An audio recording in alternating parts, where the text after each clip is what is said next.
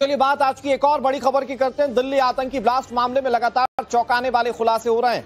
अब तक के खुलासे में आप ये जान चुके हैं कि रेडिकलाइज्ड गैंग के जुड़े सभी आतंकी हाईली क्वालिफाइड और बड़े बड़े अस्पतालों में काम कर चुके थे। साथ ही व्हाइट कॉलर टेरर मॉड्यूल न सिर्फ दिल्ली बल्कि देश के अलग अलग और बड़े शहरों में सीरियल ब्लास्ट की प्लानिंग कर रहा था।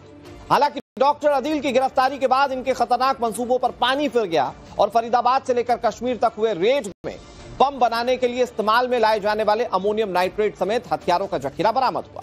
इसी कड़ी में अब जो खुलासे हो रहे हैं वो हैरान करने वाले हैं, जिन्हें जानकर आप दंग रह जाएंगे। टाइम्स नाउ नवभारत के पास एक्सक्लूसिव जानकारी है। हम एक एक करके आपको वो जानकारी बताएंगे कि इस टेरर मॉड्यूल की तह तक इकट्ठा की गई जानकारियां क्या क्या हैं। तो सबसे पहले आपको बड़ी खबर बताते हैं, और खबर आतंकी मॉड्यूल के फाइनेंशियल ट्रांजैक्शन के ऊपर हो रहे खुलासे को लेकर। शाहीन, अदील, परवेज और आरिफ के अकाउंट्स की जांच की गई। 7 साल में 40 करोड़ से ज्यादा का संदिग्ध लेन देन हुआ है। सूत्रों के मुताबिक खातों में छोटे छोटे अमाउंट में पैसा भेजा गया। 6 नवंबर को कई खातों से एक साथ कई लाख रुपए निकाले गए, जो सूत्र बता रहे हैं। Doctor Shaheen, doctor Adeel, doctor Arif और डॉक्टर परवेज, इनके बैंक खातों की गहनता से छानबीन की जा रही।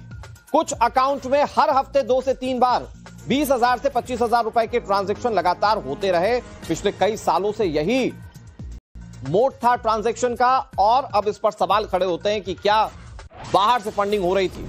अब सोचिए जरा, आतंकियों के खातों में 7 साल में 40 करोड़ से ज्यादा का लेन देन हुआ है। तो ऐसे में यह पैसा कहां इस्तेमाल किया जाना था, कौन दे रहा था, ये बहुत सारे सवाल हैं। बड़ी बात यह भी है कि छोटे छोटे ट्रांजैक्शन इन अकाउंट्स में लगातार हर हफ्ते होते रहे।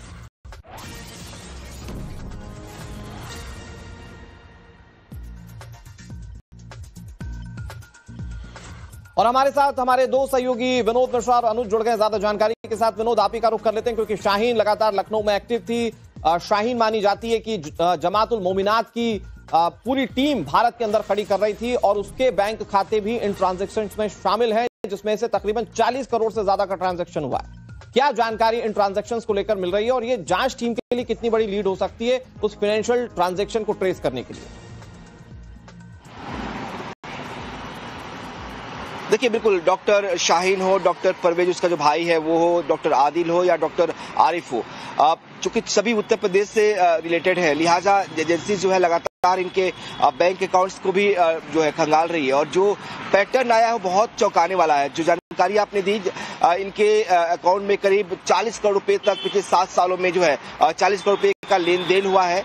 और इतना ही नहीं, जो अमाउंट्स है वो बहुत ज्यादा नहीं है, यानी कि आप एक साथ 10 लाख 5 लाख रुपए का अमाउंट ट्रांजेक्शन नहीं है, छोटे अमाउंट्स में है। 20,000 से लेकर 25,000 तक अमाउंट का ट्रांजेक्शन है। और ये कई अकाउंट्स ऐसे जिसमें हफ्ते में 2 या 3 बार तक हुआ है। लेकिन जो सबसे चौंकाने वाला पैटर्न ये है कि कई सारे ऐसे अकाउंट है जो अमाउंट ट्रांसफर हुए हैं वो 1 लाख 1 रुपया हुआ मसलन, या 2 लाख 1 रुपया हुआ।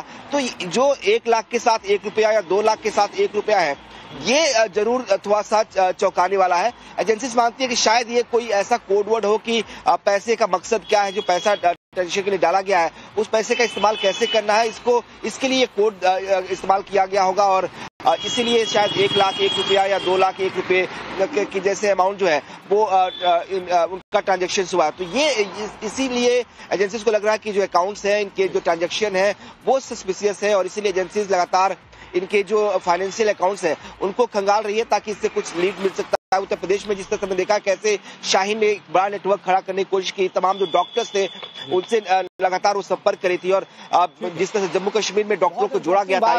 बता रहे हैं कि जो पैसे ट्रांजेक्ट किए गए, जिन पैसों का ट्रांजेक्शन हुआ, उसमें 1 रुपए को लेकर भी कोई लिंक है। बहुत दिलचस्प चीज है ये, इस पर बात होगी। लेकिन एक बड़ी खबर अपने दर्शकों को बता देते हैं। आतंकी गैंग पर हुए खुलासे को लेकर पहले टेरर मॉड्यूल की ये 5 तस्वीरें, ये 5 बड़ी तस्वीरें जो आपको अपडेट्स बताएंगी। पहली तस्वीर आतंकियों के एनआईए कस्टडी की है। आतंकी एनआईए की कस्टडी में लगातार छानबीन की जा रही है। दूसरी तस्वीर एनआईए और आतंकियों की है, जहां आतंक के डॉक्टर समेत अन्य आरोपियों से पूछताछ चल रही है। तीसरी तस्वीर इस टेरर मॉड्यूल से जुड़े कैरेक्टर की है, जिसके बारे में हम आगे भी बात करेंगे कि कौन कौन से कैरेक्टर्स अभी इस वक्त अंडर इन्वेस्टिगेशन है। चौथी तस्वीर अल फला में जारी इन्वेस्टिगेशन की है, जहां 11वें दिन पुलिस और एजेंसीज छानबीन कर रही हैं। और अल फला को आप वो यूनिवर्सिटी कह सकते हैं जहां आतंक को पाला पोसा गया। पांचवी तस्वीर जवाद सिद्दीकी की, जिसकी यूनिवर्सिटी में आतंक पला और बढ़ा। अब जवाद के पूरे नेटवर्क पर जल्दी बुलडोजर चलने वाला है। महू में उसका जो घर है, मध्य प्रदेश के महू में, उसमें भी एक्शन लिया जा सकता है, यह खबर मिल रही है। और ऐसे में ये 5 तस्वीरें दिल्ली ब्लास्ट को लेकर और उस पर हो रही जांच को लेकर यह बड़ा अपडेट है। इधर एनआईए की जांच में डॉक्टर्स टेरर मॉड्यूल को लेकर कई बड़े खुलासे हुए, साथ ही इनके काम करने के तरीके भी सामने आ चुके हैं। मैं आपको ग्राफिक्स के जरिए कुछ अहम जानकारियां देता हूं। आतंक फैलाने के लिए इस मॉड्यूल में शामिल आतंकियों के जिम्मे कौन कौन सा काम था, सबसे पहले बात इसकी करें। आतंक के मास्टरमाइंड उमर बिन खत्ताब की बात करते हैं, जो देश के बाहर बैठकर आतंक के इन कठपुतलियों को ऑपरेट कर रहा था। इसके अलावा Umar bin Khattab Pakistani operative है, जैसा कि मैं आपको बता चुका हूं। सरहद पार बैठा पाक ऑपरेटिव आदेश देता था और यही असली आका मौलवी इरफान से डायरेक्ट संपर्क साधे हुए था। ये मौलवी इरफान को संपर्क देता था। मौलवी इरफान अपने नीचे बैठे हुए लोगों को कमांड करता था और उसके बाद देश के अंदर ब्लास्ट की प्लानिंग की जाती। दिल्ली ब्लास्ट के बाद कश्मीर से शोपियां से गिरफ्तार किए गए इरफान अहमद को लेकर चौंकाने वाले खुलासे हुए। यह श्रीनगर के गवर्नमेंट मेडिकल कॉलेज में पैरामेडिकल स्टाफ था। बाद में नौगाम की एक मस्जिद में इमाम बना। दिल्ली आतंकी हमले में इसकी क्या भूमिका थी, मैं आपको इसको ग्राफिक्स के जरिए बताता हूं। दरअसल डॉक्टर्स टेरर मॉड्यूल और किसके जिम्मे क्या काम में, अगली कड़ी मौलवी इरफान अहमद की। आतंकी रिक्रूटमेंट का काम यह किया करता था। पढ़े लिखे युवाओं को रेडिकुलाइज करने का काम इसी मौलवी साहब के पास था। जैश के पाकिस्तानी हैंडलर से यह डायरेक्ट संपर्क में था, जैसा कि मैंने आपको पहले बताया। इसी ने डॉक्टर्स को आतंकी मॉड्यूल से जोड़ा और फिर उसके बाद ब्लास्ट की प्लानिंग रची। ब्लास्ट की प्लानिंग इस तरह से कि पूरा देश हिल जाए। 3000 किलो तक अमोनियम नाइट्रेट स्टोर करके रखा जा चुका था और वो कब ब्लास्ट होना था, उसका इस्तेमाल कैसे करना था, ये जो सारी प्लानिंग चल रही थी, उसका एग्जीक्यूशन जो था वो इसी इरफान अहमद मौलवी के पास था। मतलब ये ऊपर से सारी चीजों को डायरेक्ट किया करता था। इस आतंक टेरर का ये डायरेक्टर कह लीजिए, जो कि वहां पर सारे डॉक्टर्स को डायरेक्ट किया करता था कि उन्हें कब क्या करना है। हमारे साथ अनुज मिश्रा हमारे सहयोगी लगातार जुड़े हुए। अनुज, इन किरदारों को सबको अपना रोल दिया गया था और उसमें पाकिस्तान में बैठा हैंडलर बहुत इंपॉर्टेंट है। उसके बाद ये मौलवी इरफान, जिसके पास ये जिम्मेदारी थी कि वो डॉक्टर्स को पहले रिक्रूट करे और उनको ये बताए कि उन्हें कब क्या करना है। जी बिल्कुल, जाहिर तौर पर ये जो 6 कैरेक्टर है, 6 बेहद इंपॉर्टेंट कैरेक्टर हैं इस पूरे मामले के, और इन्हीं 6 कैरेक्टर को आमने सामने बैठाकर अब एनआईए जो है वो पूछताछ करेगी। लेकिन यहाँ पर सबसे बड़ी खबर मैं ये यहाँ पर बताना चाहूँगा कि जांच एजेंसियों के पास जो है एक अहम सुराग लगा है। दरअसल जो आतंकी हैं, चाहे मुजम्मिल की भी बात की जाए या आदिल की बात की जाए, शाहीन और इरफान, इनके फोन डिटेल से चौंकाने वाले खुलासे हुए हैं। करीब 200 वीडियो जो है वो इनके फोन कॉल के जो डिटेल्स थे, जो डेटा था, जब उसे रिट्रीव किया गया तो डेटा से करीब 200 वीडियो मिले हैं, जिससे साफ पता चलता है कि किस तरीके से ये तमाम आतंकी जो है एक बड़ी साजिश के फिराक में थे। किस तरीके से ये लगातार जो है न सिर्फ ये मसूद अजहर बल्कि जैश कमांडर आईसिस से जुड़े आतंकियों की जहरीले तकरीरें सुनते थे। यानी साफ तौर पे पता चल रहा है कि न सिर्फ ये कहीं न कहीं मसूद अजहर की बात की जाए या जो बाकी जैश के कमांडर हैं उनके जहरीले तकरीरें सुनते थे, बल्कि उसे फॉरवर्ड भी करते थे, उसे कुछ लोगों तक भी भेजते थे। यानी इनका काम क्या था, रिक्रूट करना और कहीं न कहीं एक बड़ी आतंकी साजिश के लिए एक स्लीपर सेल का पूरा मॉड्यूल जो है वो तैयार करना, और इसी के तहत ये काम कर रहे थे। यानी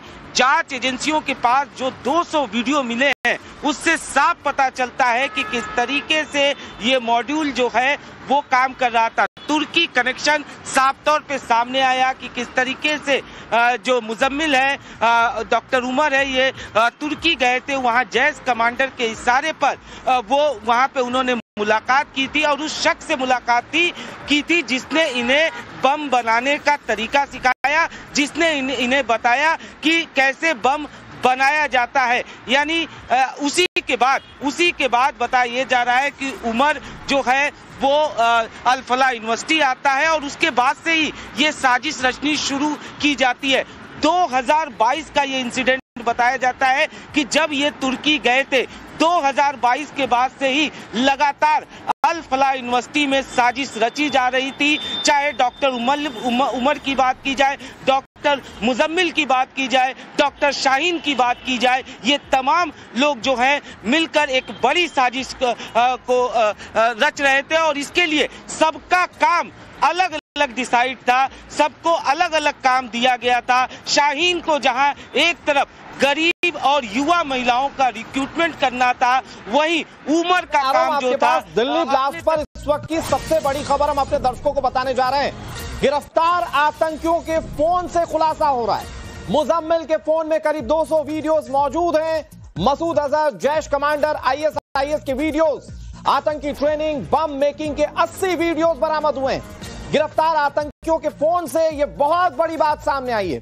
कैसे रेडिकल होते थे ये डॉक्टर, आप इसी से समझिए कि देश के दुश्मनों के वीडियोस इनके फोन में मौजूद थे। सामने आया डॉक्टर मुजम्मिल, आदिल, शाहीन और इरफान के फोन का डिलीटेड डेटा। अकेले मुजम्मिल के फोन में 200 वीडियोस मौजूद थे, जिसमें जैश ए मोहम्मद के मुखिया मसूद अजहर, असगर और दूसरे जैश कमांडर्स, कई ISIS से जुड़े आतंकियों की जहरीली तकरीरों के वीडियो और ऑडियोज थे। करीब 80 वीडियोस आतंकी ट्रेनिंग और बम मेकिंग और केमिकल रिएक्शन से जुड़े हुए रिसर्च पर आधारित थे। पढ़े लिखे डॉक्टर्स थे और ये डॉक्टर्स इस बात पर रिसर्च करते थे वीडियोस के जरिए कि कैसे बम बनाया जाए, कैसे केमिकल रिएक्शंस होंगे और कैसे धमाके बड़े पैमाने पर होंगे। और ये इनके फोन से पता चल रहा है जब उसका डिलीटेड डेटा रिट्रैक्ट किया गया है। आपके सामने आतंक के कुछ और कैरेक्टर्स को रखते हैं।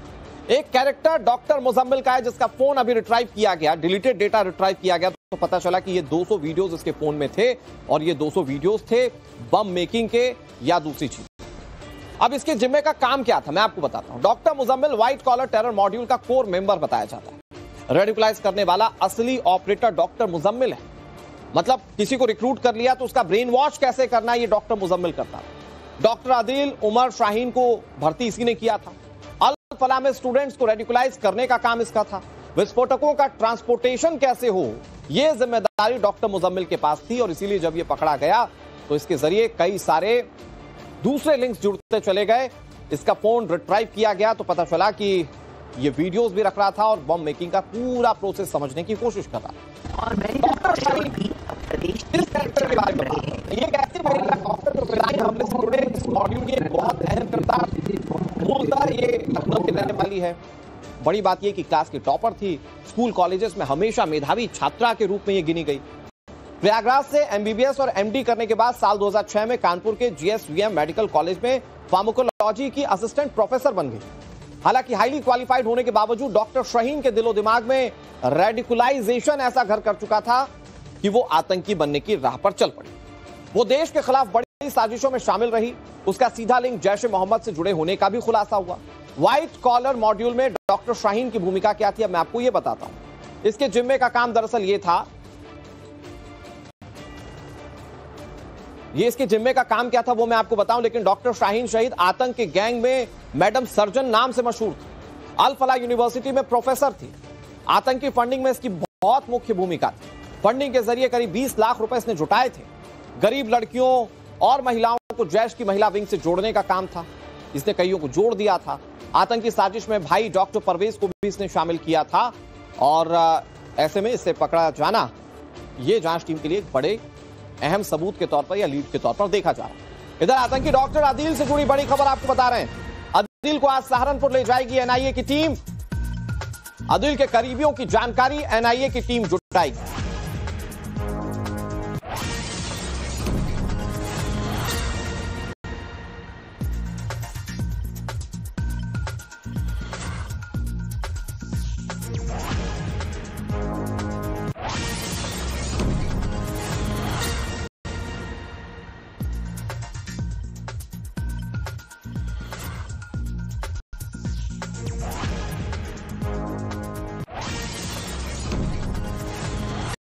तो आतंक के जो किरदार हैं उनमें ये एक बड़ा चेहरा डॉक्टर आदिल अहमद और एनआईए की टीम आदिल से जुड़े तमाम चीजों की जानकारियों को इकट्ठा करेगी। अभिषेक हमारे साथ जुड़ गए। अभिषेक, इस पर क्या जानकारी आपके पास?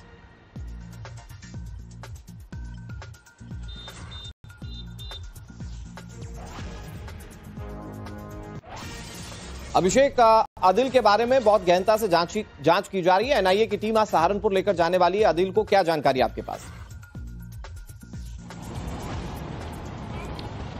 देखिए, जैसा कि एनआईए टीम को सपुर्दगी में 10 दिन की रिमांड पे डॉक्टर आदिल जो आतंकी के रूप में पकड़े गए थे और उनको आज एनआईए लाने की तैयारी कर रही है, क्योंकि जो उनसे जुड़े हुए लोग थे तकरीबन उनकी संख्या 20 से ज्यादा है।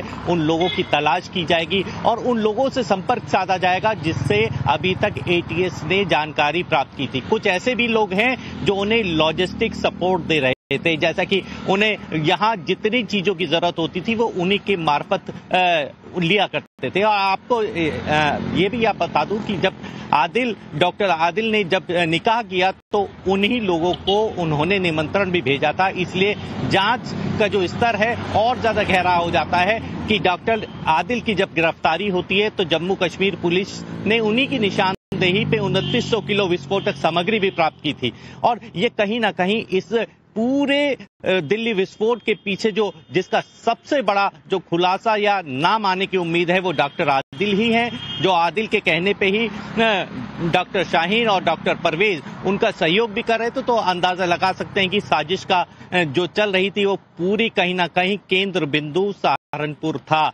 आप ये भी कह सकते हैं कि एक नए मॉड्यूल के तर्ज पर जो टेरर आतंकी मॉड्यूल है उसके तर्ज को यहाँ पे सहारनपुर में बड़ा किया जा रहा था। लेकिन जम्मू कश्मीर पुलिस की गिरफ्तारी के बाद आदिल की जो निशानदेही पे जो चीजें मिली वो सबकी साजिश का पूरा भंडाफोड़ हो गया। जी ठीक है अभिषेक, आपसे और आगे भी जानकारी लेते रहेंगे। तो उन तमाम किरदारों को हम बता रहे हैं जिन किरदारों को अच्छे से खंगाला जा रहा